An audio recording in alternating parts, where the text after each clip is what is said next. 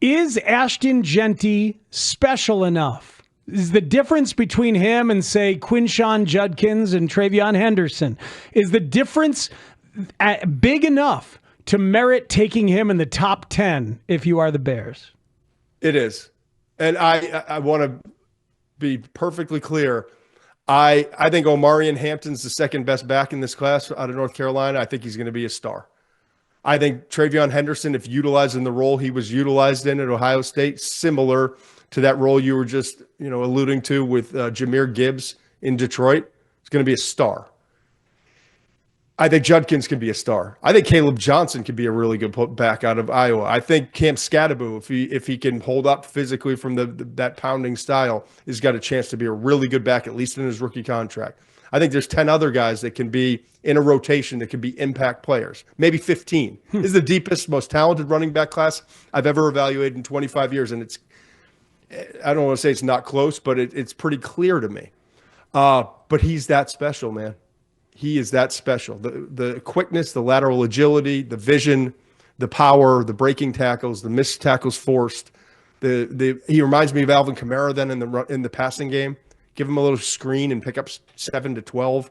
I mean, he's different than all of them. I haven't talked to an NFL team that doesn't have him in that top 5, and just about everyone I've talked to, it's top 3 or 4.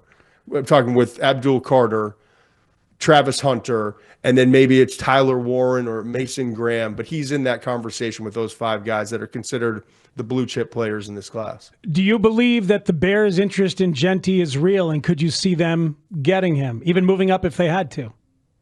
I don't see why you move up. I don't, because there is Omarion Hampton and there are all those other backs that I mentioned. And while you love to have him and you think he's going to be absolutely special, I think with Ben Johnson and what he just had, if you have 2 backs, and they complement one another, it can be just as dynamic as having one back that's going to do all that for you.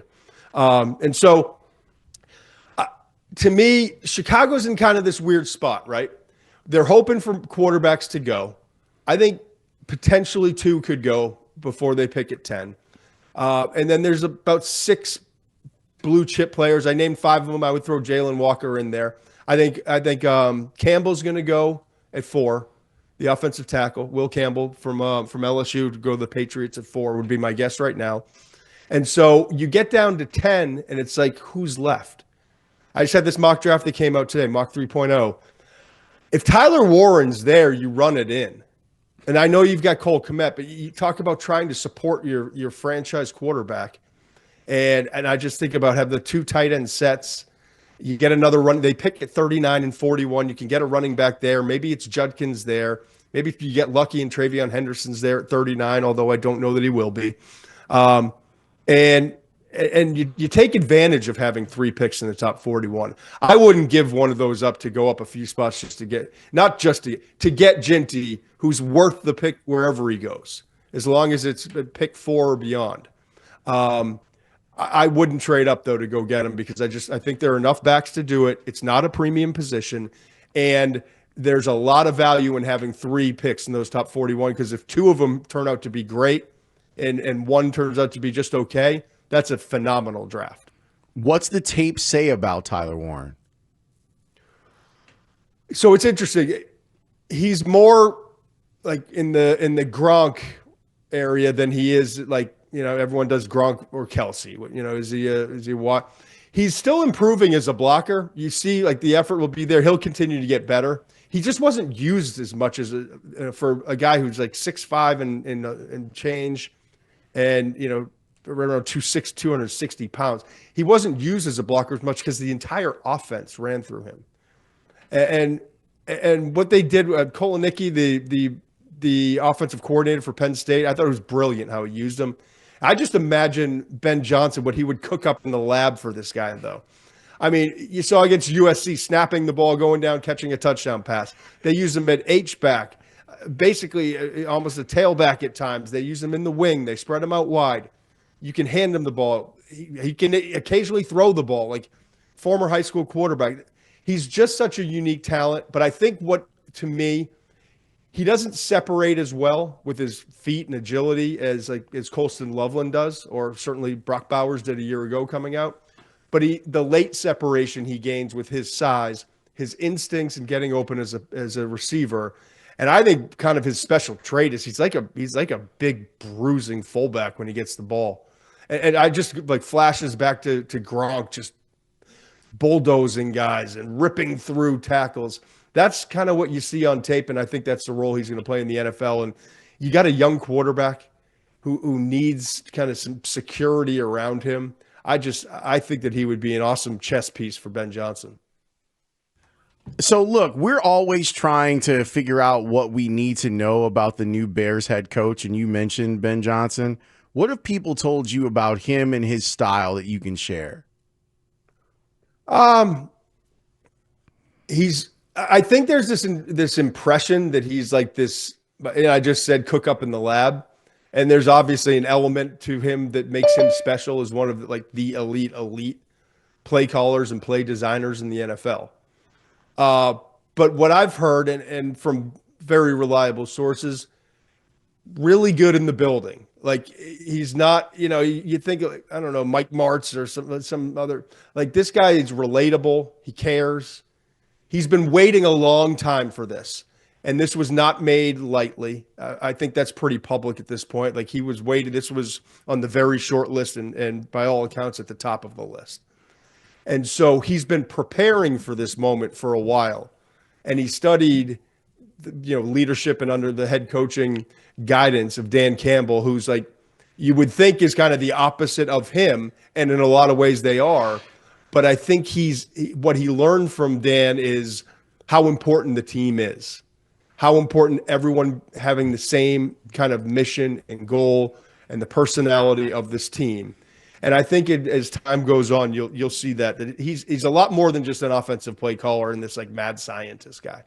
All right, last thing, Todd. If we woke up the day after round one and the Bears took an edge rusher, either at 10 or if they trade down a few spots, somewhere between 10 and 17, something like that, who would we feel best about? Which edge rusher in that range would we feel best about?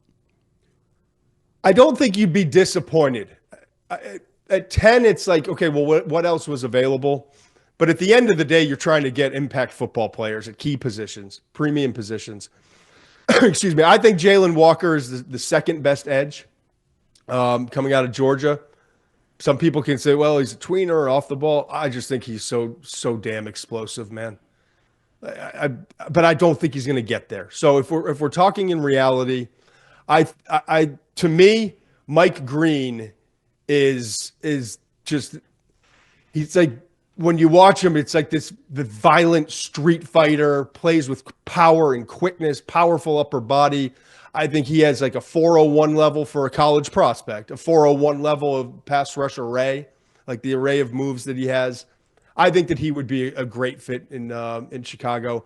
I also, but again, I lean towards Texas A&M pass rusher, Shamar Stewart. Like I believe in his potential. I think the instincts and awareness are still kind of developing, but I also didn't like the way they used him at Texas A&M. But we talk about, 6'5", 267 pounds, running a 4.58. His explosiveness, the way he bends and moves. Like I know Trayvon Walker was a number 1 overall pick, and it was more explosive traits, if you will. I think this guy's more flexible. I think that could be a possibility if you move back a little bit. But Mykel Williams has got a lot of potential. James Pierce is probably the second best pure pass rusher, but has some of the character stuff. But there's 6 pass rushers that are going to come off the board, I believe, in the first round. So if you can get a deal to move back and get additional picks and get one of those 6, that would be a huge win. But who's going to move up? And maybe Shador getting past 9 would help in that cause. Check Todd out at The Ringer. He's doing incredible stuff with the Todd McShay Show. Thanks for the time. We really appreciate this, man. And Todd, I'm happy that you found what you were looking for and joy and being back in this game the way that you always have been. I appreciate that, man. I really have, and I appreciate you saying that because it's true. And let's have some fun. 14 days out, right? Yep. See, you're